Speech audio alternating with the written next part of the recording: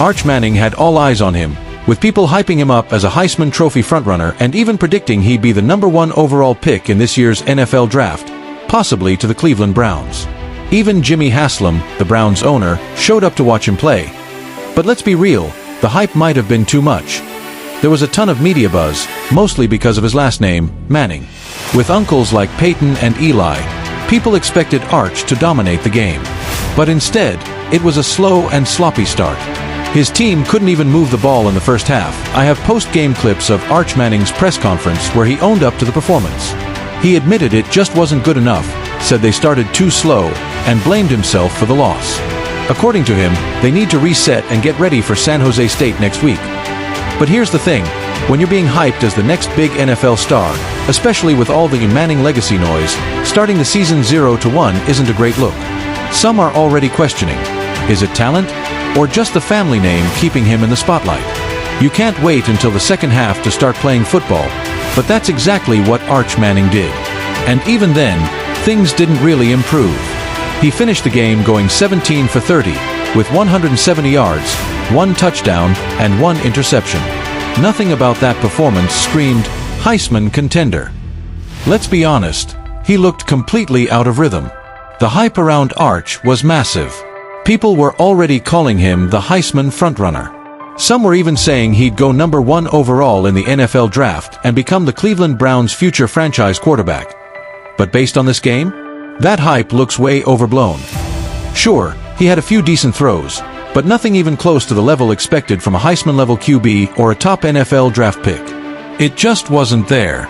And yes, both Browns owner Jimmy Haslam and GM Andrew Berry were in the crowd, clearly scouting him, but if they came looking for the next big thing, they probably left disappointed.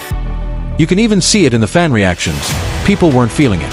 The energy off, the performance underwhelming, the hype starting to look like a Manning family illusion.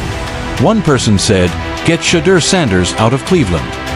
Another added, "Yeah, that's sketchy, prepping Arch Manning for a lifetime of Ohio disappointment." And now, fans are joking that ever since Andrew Berry, the Browns GM, showed up, even the wide receivers can't catch. Meanwhile, let's talk about Shedeur Sanders, because there's no real comparison between him and Arch Manning. In his very first start, Shedeur absolutely lit up the field against TCU. While Arch was stumbling through a basic game, Shedeur made a national statement. If the Browns even think about passing on Shedeur Sanders or letting him go, they're out of their minds.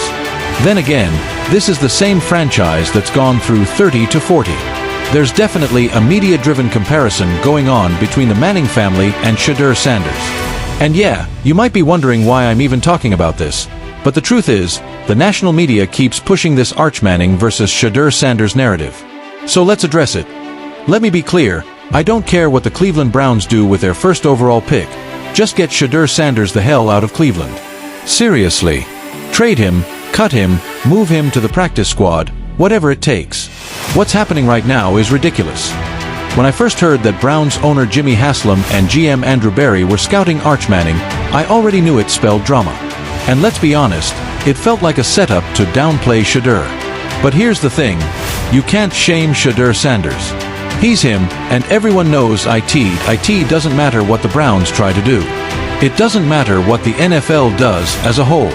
You can't bury Shedeur's talent under politics, legacy bias, or media games. If anything, the Browns and the league just embarrassed themselves trying to elevate Arch Manning over someone who's clearly outperformed him. Let me know what you think. Drop a comment and sound off.